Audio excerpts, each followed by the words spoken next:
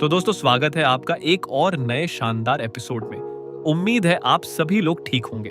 तो चलिए वीडियो शुरू करते हैं, लेकिन उससे पहले पिछले एपिसोड का एक छोटा सा रिकैप कर लेते हैं। पिछले एपिसोड में हमने देखा था कि मेका नंबर 66 यानी टांग वुलिन और नंबर 68 के बीच एक जबरदस्त स्पीयर बैटल शुरू हो चुकी थी। नंबर 68 की स्पीयर टेक्निक्स इतनी तेज थीं कि टांग वुलिन को घोस्ट शैडो परप्लेक्सिंग ट्रैक इस्तेमाल करने के बाद भी कई बार हिट लग रही थी, लेकिन टांग वुलिन भी पीछे हटने वालों में से नहीं था। हर अटैक के साथ वो अपने ओपोनेंट के मेचा पर काउंटर स्ट्राइक्स भी कर रहा था। तभी नंबर 68 ने एक खतरनाक स्ट्रैटेजी इस्तेमाल की। उसने जमीन को पूरी तरह आइस में बदल दिया और आसमान से काउंटलेस स्पीयर लाइट्स बरसाने लगा, जिससे टांग वुलिन की मूवमेंट लगभग रुक गई। लेकिन टांग वुलिन ने चालाकी दिखाते हुए स्क्वाट करके ओपोनेंट को ट्रैप किया और अचानक अपनी स्पीयर से एक टेरिफाइंग प्लैटिनम अटैक छोड़ दिया। इसके बाद दोनों के बीच इतनी भयंकर टक्कर हुई कि पूरा बैटलफील्ड एनर्जी से कांप उठा। दोनों मेचास ने अपनी सारी पावर इकट्ठा की और मैक्सिमम स्पीड से एक दूसरे की तरफ चार्ज कर गए। आइस स्पीयर और गोल्डन स्पीयर का ऐसा क्लैश हुआ कि पूरा स्टेडियम सन्न रह गया। और आखिरकार उस भयानक टक्कर के बाद नंबर 66 यानी टांग वुलिन ने नंबर 68 को हराकर इस मुकाबले को जीत लिया था। तो तैयार हो जाइए, क्योंकि आगे की कहानी होने वाली है और भी ज्यादा रोमांचक। चलिए शुरू करते हैं आज का नया एपिसोड। अखाड़े के बीचों बीच अभी भी उस भयंकर टक्कर की गूंज जैसे हवा में तैर रही थी। इतनी जबरदस्त भिड़ंत हुई थी कि उसे देखकर लगभग हर कोई कुछ पल के लिए स्तब्ध रह गया था। यहाँ तक कि नंबर 68 जो इस मुकाबले में हार गया था, उसे भी सभी लोग सम्मान की नजर से देख रहे थे। उसकी बहादुरी और उसके भाले की कला को हर कोई सराह रहा था। लेकिन अखाड़े के ठीक बीचों बीच जो अंतिम योद्धा खड़ा था, वह अब भी वही था। वह सुनहरी रोशनी से चमकता हुआ मेका। उसका शरीर बुरी तरह टूट चुका था। हर जगह गहरे डेंट पड़े थे। कई जगहों पर दरारें भी साफ दिख रही थीं। देखने वाला कोई भी व्यक्ति समझ सकता था कि अभी अभी यहाँ कैसी भीषण लड़ाई हुई होगी। फिर भी वह मेका अभी भी सीधा खड़ा था। उसकी आभा अब भी कायम थी। उसका दबदबा अब भी महसूस हो रहा था। और सबसे महत्वपूर्ण बात, वह अब भी इस मुकाबले का विजेता था। वह आज के मैच का सबसे शानदार और डर पैदा कर देने वाला चैंपियन था। अचानक भीड़ के बीच से एक आवाज उठी, Spear King, Spear King, Spear King. किसने यह नारा शुरू किया यह किसी को पता नहीं चला, लेकिन अगले ही पल पूरा स्टेडियम उसी नारे से गूंज उठा, Spear King, Spear King, Spear King. यहां तक कि कमेंटेटर भी खुद को रोक नहीं पाए और वे भी उसी जोश में शामिल हो गए। इस साल के मेका टूर्नामेंट में कई मेका मास्टर्स ने अपने हथियार के रूप में भाला चुना था, लेकिन इतने सारे प्रतिभागियों में से केवल कुछ ही लोग फाइनल स्टेज तक पहुंच पाए थे। और उन सभी भाला चलाने वाले योद्धाओं का प्रतिनिधित्व कर रहे थे नंबर 66 और नंबर 68। हालांकि आज का मुकाबला केवल ग्रुप मैच का फाइनल था, लेकिन इस लड़ाई ने एक बात पूरी तरह साफ कर दी थी। भाले के इस्तेमाल की कला में नंबर 66 सबसे शक्तिशाली था। दूसरी तरफ स्टार डब्ल्यू केबिन के अंदर बैठे टांग वुलिन ने अपनी आंखें बंद कर रखी थी। वह शांत बैठा था, लेकिन उसके दिमाग में अभी अभी हुए उस अंतिम वार के दृश्य बार बार घूम रहे थे। वह उसी पल को याद कर रहा था, वह आखिरी वार, वह आखिरी भाले की चोट। और तभी टांग वुलिन के चेहरे पर धीरे धीरे एक हल्की मुस्कान उभर आई। तो आखिरकार मैं समझ गया।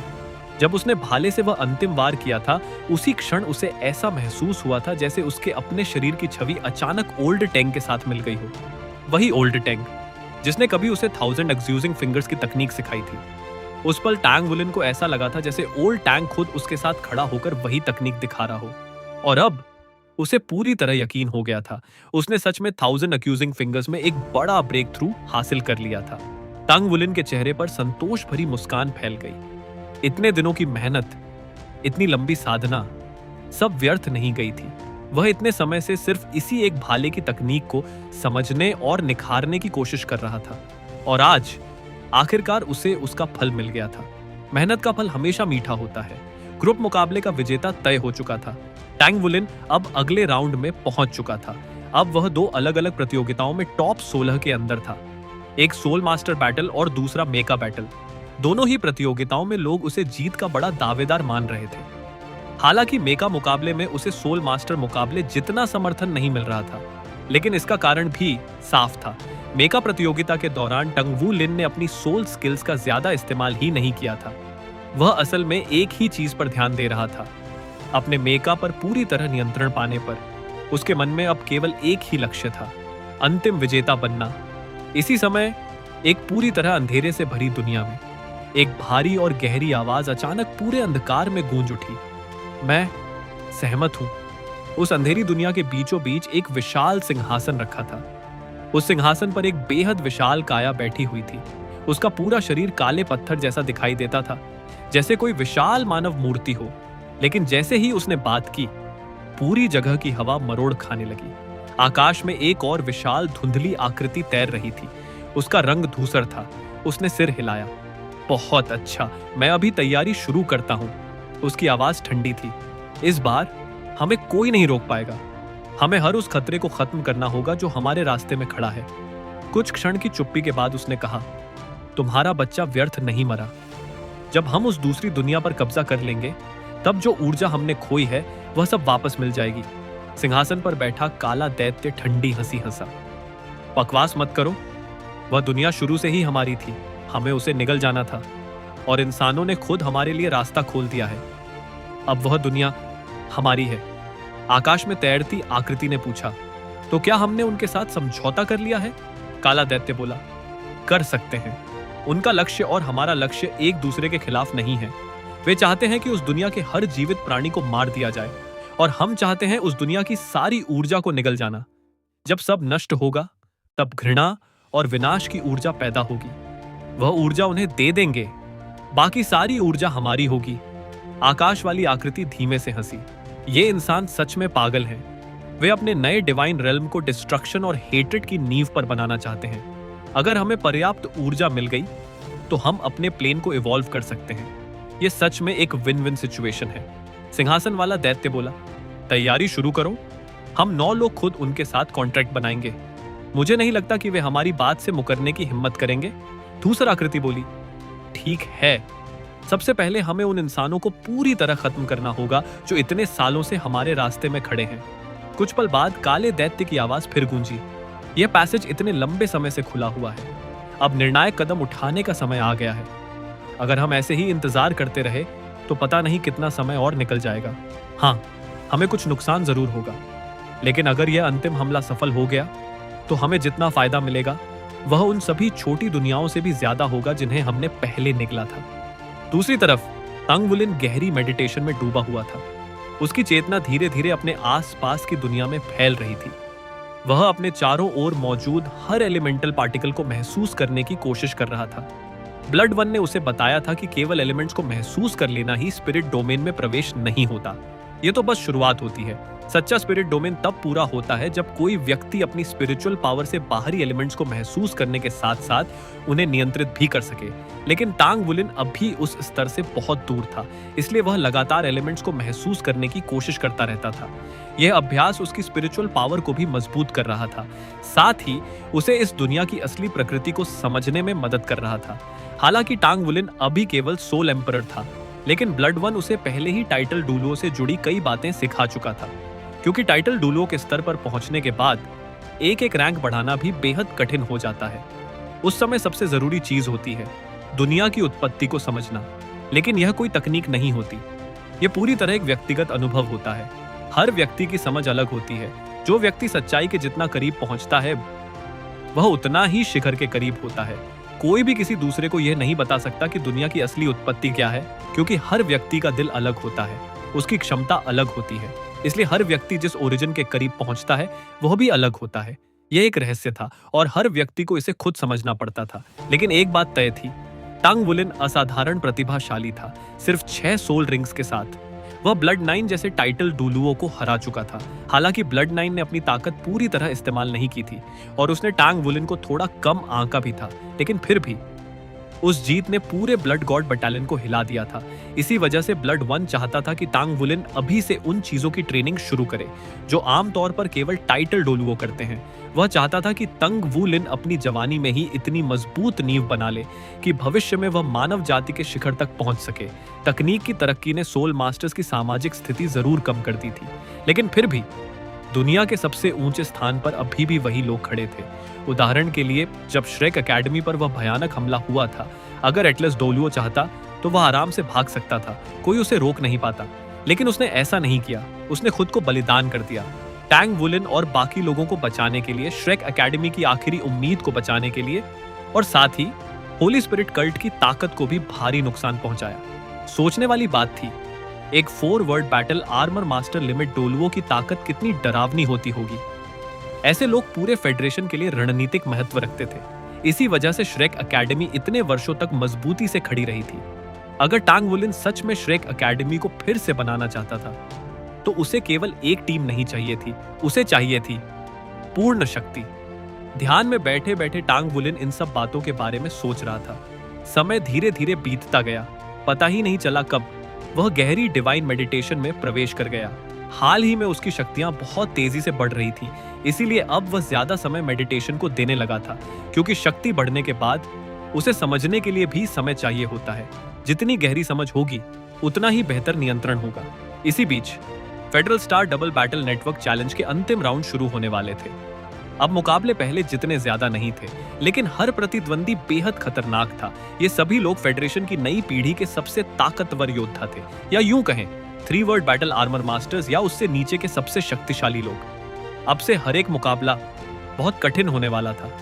टांग वुलिन जानता था कि सेना से 2 और लोग भी फाइनल राउंड में पहुंचे हैं, लेकिन मशन उनमें से एक नहीं था। टांग वुलिन को जब यह पता चला कि माशन ग्रुप स्टेज में ही हार गया, तो उसे सच में काफी हैरानी हुई। आखिर माशन कोई साधारण योद्धा नहीं था, वह एक 8 रिंग सोल डोलुओ था और साथ ही एक 2 वर्ड बैटल आर्मर मास्टर भी था। असल में अगर उसकी बैटल आर्मर पूरी तरह तैयार हो जाती, तो वह आसानी से 3 वर्ड बैटल आर्मर मास्टर बन सकता था, लेकिन किस्मत ने उसका साथ नहीं दिया। ग्रुप मैचों में वह 2 मुकाबले हार गया और इसी वजह से वह आगे के राउंड में नहीं पहुंच सका।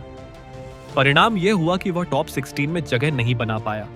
दूसरी तरफ टांग वुलिन का ग्रुप बाकी ग्रुप्स के मुकाबले थोड़ा कमजोर माना जा रहा था, लेकिन टांग वुलिन ने अपने मुकाबलों में जो ताकत दिखाई थी, वह काफी अनोखी थी।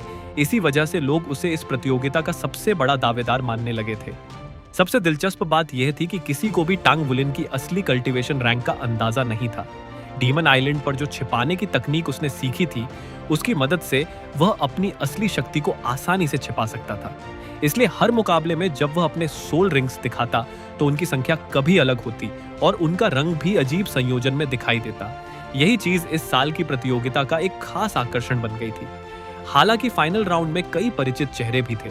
उनमें से 2 ऐसे थे जिन्हें टांग वुलिन बहुत अच्छी तरह जानता था। एक शांत कमरे में ये शिंगलन जमीन पर पालथी मारकर बैठी हुई थी। उसकी आंखें बंद थीं और वह गहरी मेडिटेशन में डूबी हुई थी। हालांकि वह ध्यान कर रही थी, फिर भी उसके शरीर से एक अनोखी आभा निकल रही थी, जिसे शब्दों में बताना मुश्किल था। उसने गहरे नीले रंग की नेवी मिलिट्री यूनिफॉर्म पहन रखी थी। यह दिखाता था कि वह नौसेना में थी। उसके कंधों पर 2 सुनहरी पट्टियां और 2 सुनहरे सितारे लगे थे। यह कमांडर का पद था। नई भर्ती के दौरान चुने जाने के बाद ये शिंगलन और शू लिजी दोनों ने अपनी खुद की ताकत के दम पर नौसेना में जगह बनाई थी। वे दोनों शामिल हुए थे फेडरल ईस्ट सी फ्लीट में। यह फ्लीट पूरे फेडरेशन की सबसे ताकतवर और लगभग अजेय मानी जाती थी। अगर सैनिकों की संख्या की बात करें तो ईस्ट सी आर्मी कॉर्प्स और नॉर्थ सी आर्मी कॉर्प्स में ज्यादा फर्क नहीं था, लेकिन सैनिकों की ताकत और उनके उपकरणों की गुणवत्ता में नॉर्थ सी आर्मी कॉर्प्स का कोई मुकाबला नहीं था। वे सच में एलीट अमोंग एलीट थे। ईस्ट सी आर्मी कॉर्प्स के पीछे खड़ा था फेडरल बैटल गॉड हॉल और सबसे ऊपर नियंत्रण था फेडरल पार्लियामेंट का। ईस्ट सी आर्मी कॉर्प्स का कमांडर एक एडमिरल था, सेना का बेहद उच्च पद। इस सेना के नियम बहुत साफ थे। यहाँ केवल मजबूत लोगों को ही भर्ती किया जाता था। अगर किसी के पास असली मार्शल स्ट्रेंथ थी, तो उसे प्रमोशन मिलने में ज्यादा समय नहीं लगता था। बैटल गॉड हॉल की कड़ी निगरानी में कोई भी पक्षपात करने या नियम तोड़ने की हिम्मत नहीं करता था। इसके अलावा ईस्ट सी आर्मी कॉर्प्स फेडरेशन की उन सेनाओं में से था जहां व्यक्तिगत ताकत को सबसे ज्यादा महत्व दिया जाता था।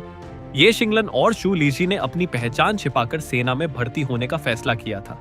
दोनों ने परीक्षा दी और परिणाम काफी रोचक रहा। शू लीजी एक फूड टाइप सोल एम्परर था, इसलिए जैसे ही वह सेना में आया, उसने तुरंत सबका ध्यान अपनी ओर खींच लिया। शुरुआत में तो उसे ये शिंगलन से भी ज्यादा महत्व दिया गया। कारण बहुत साधारण था। एक सोल एम्परर स्तर का फूड टाइप सोल मास्टर युद्ध के समय पूरे बैटलशिप के लिए खाना उपलब्ध करा सकता था। जब तक जहाज के सोल मास्टर्स को खाना मिलता रहता, तब तक वह समुद्र में लगातार लड़ सकता था। भर्ती होते ही शू लिजी को सीधे लेफ्टिनेंट कमांडर का पद दे दिया गया। श्रेक 7 मॉन्स्टर्स में सेना में भर्ती होने के बाद उसे सबसे ऊंचा पद मिला था। ईस्ट सी आर्मी कॉर्प्स के लॉजिस्टिक्स डिपार्टमेंट में वह एक बेहद उपयोगी अधिकारी साबित हुआ। एक युद्ध अभ्यास के दौरान उसने ऐसी शानदार प्रदर्शन किया कि सभी हैरान रह गए। अपने वन मार्शल सोल की मदद से उसने अपने बैटलशिप की शक्ति को काफी बढ़ा दिया। उसकी वजह से पूरी सेना ने उसकी खुलकर तारीफ की।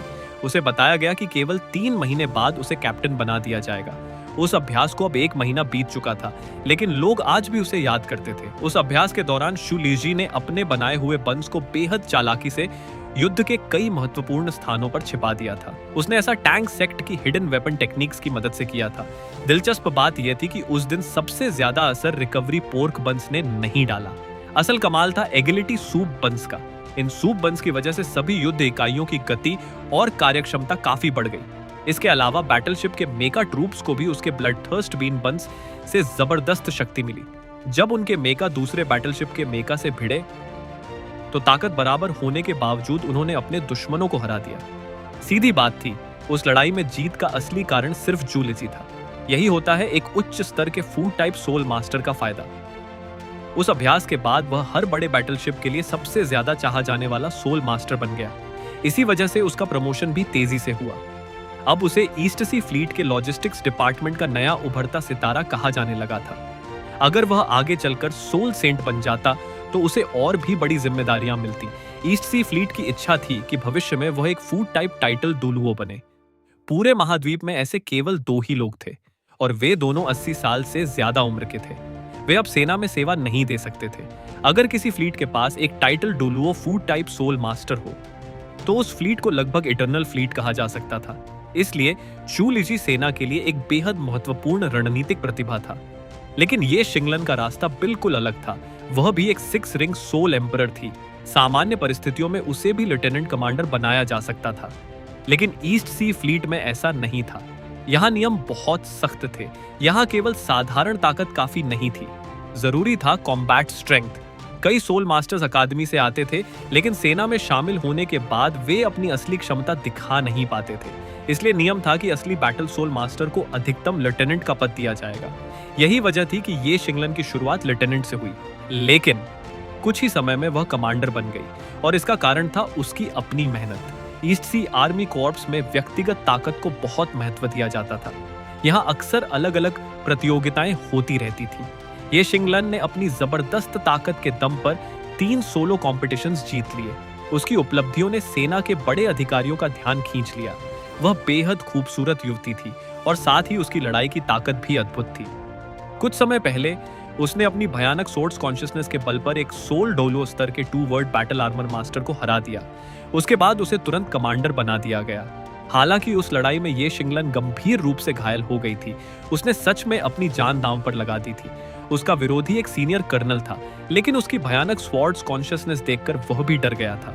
उस दिन के बाद यह शिंगलान का एक नया नाम पड़ गया, बैटल गॉडेस। हर कोई अब उसे स्टारलाइट बैटल गॉडेस के नाम से जानता था। उसने अपने मार्शल सोल को स्टारलाइट स्वॉर्ड के नाम से दर्ज कराया था, स्टार गॉड स्वॉर्ड के नहीं। सेना में आने के बाद वह और शू लीजी अलग अलग विभागों में थे, लेकिन उनका लक्ष्य एक ही था। दोनों ने टांग हुलिन की सलाह मानी और मेचा ऑपरेशन की ट्रेनिंग शुरू कर दी। अब वे मेका के बुनियादी नियंत्रण में निपुण हो चुके थे। शू लीजी इस मामले में खास तौर पर बहुत मेहनत कर रहा था। सेना भी उसे भरपूर संसाधन दे रही थी, इसलिए उसकी मेका चलाने की क्षमता तेजी से बढ़ रही थी। कमरे में ये शिंगलन शांत बैठी थी, लेकिन उसके दिल में जबरदस्त बैटल विल चल रही थी। उसके पास ही एक स्टार डो कैबिन रखा था, जिसे बाजार में बहुत महंगे दाम पर बेचा जा रहा था। इस प्रतियोगिता में वह ईस्ट सी आर्मी कॉर्प्स का प्रतिनिधित्व कर रही थी। सेना से वह अकेली व्यक्ति थी जो सोलो मैचेस के टॉप 16 तक पहुंच पाई थी।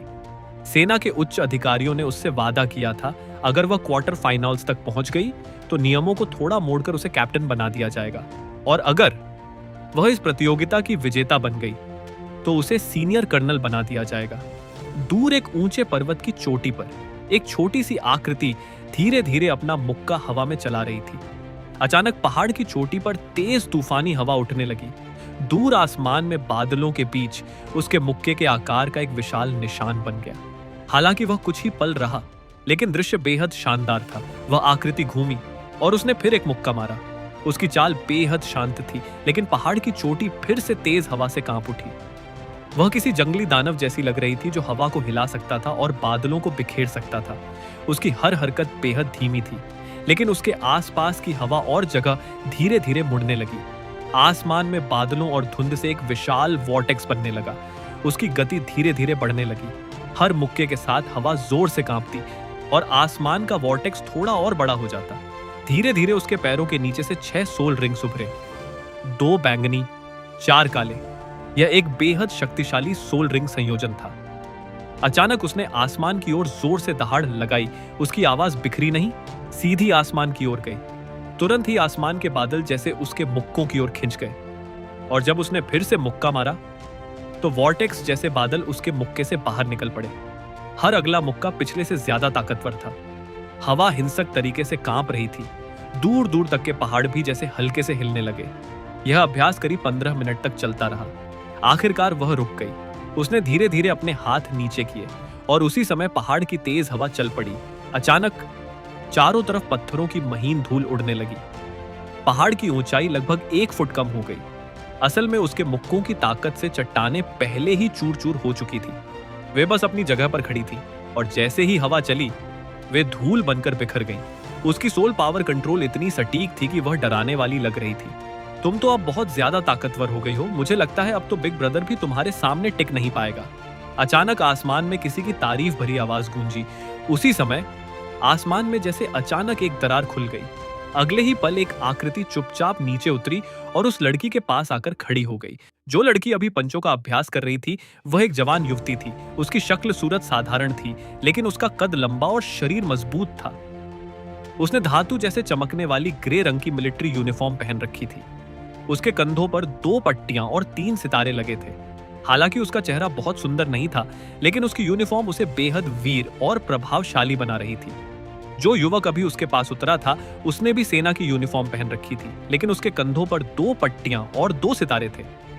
उसकी शक्ल भी साधारण ही थी, लेकिन उसके चेहरे पर हल्की मुस्कान थी। सबसे अजीब बात यह थी कि वह सामने खड़ा होने के बावजूद ऐसा लगता था जैसे वह सच में वहां मौजूद ही नहीं है, जैसे कोई छाया या प्रोजेक्शन हो।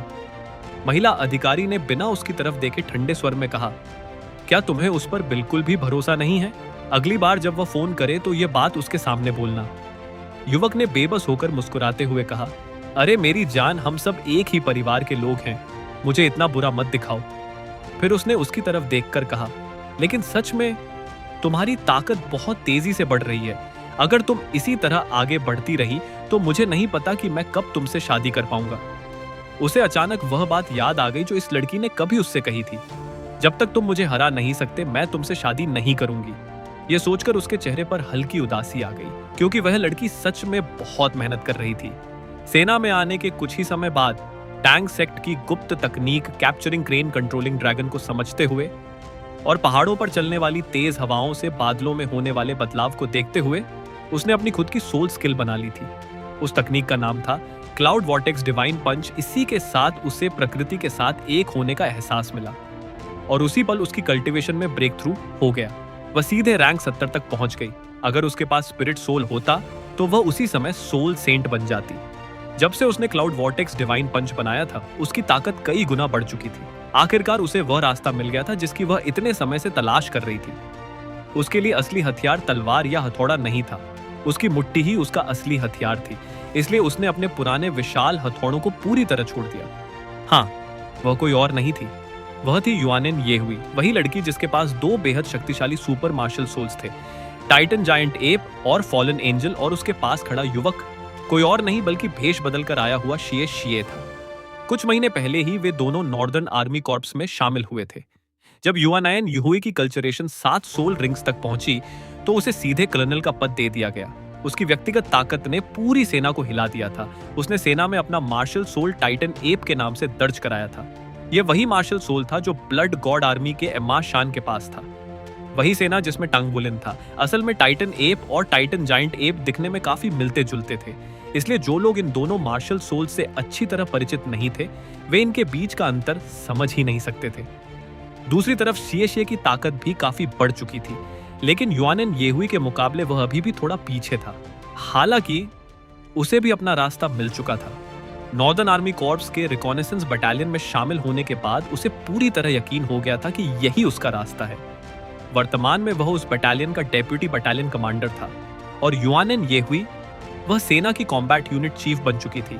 साथ ही वह सिक्योरिटी बटालियन की कमांडर भी थी।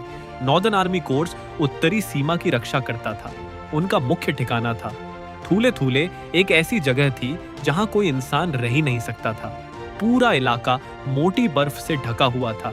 यह जमीन विकसित नहीं की जा सकती थी, क्योंकि अगर ऐसा किया जाता तो पृथ्वी का तापमान बढ़ सकता था और समुद्र का स्तर ऊपर उठ सकता था, जिससे एक भयानक आपदा आ सकती थी।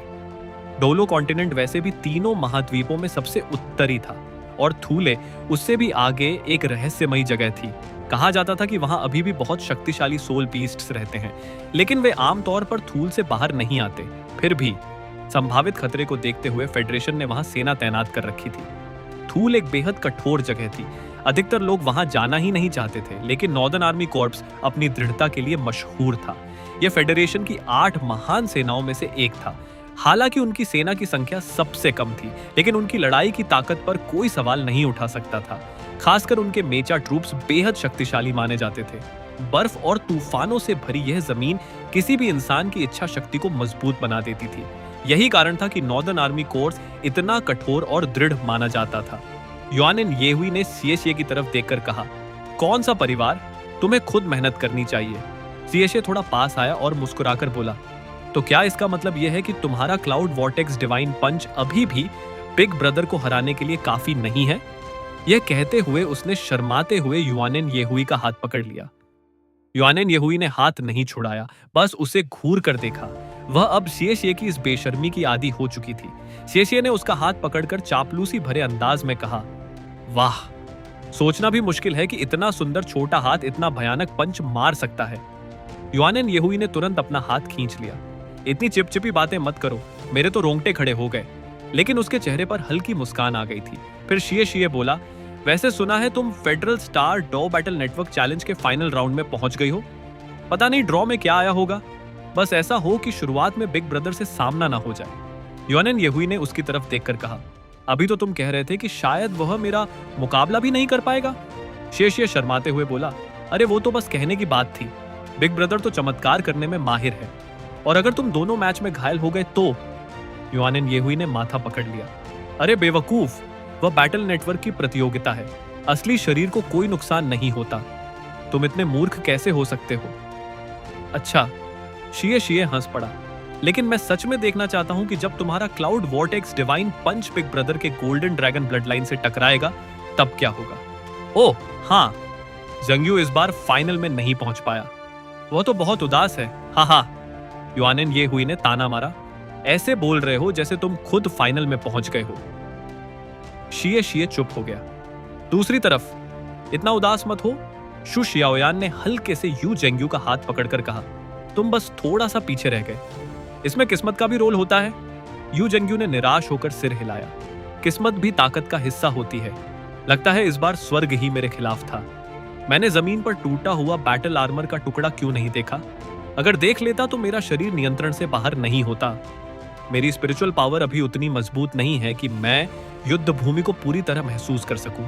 शायद मेरे विरोधी ने यही योजना बनाई थी। हार तो हार होती है। मैं यह नहीं कह रहा कि यह गलत था।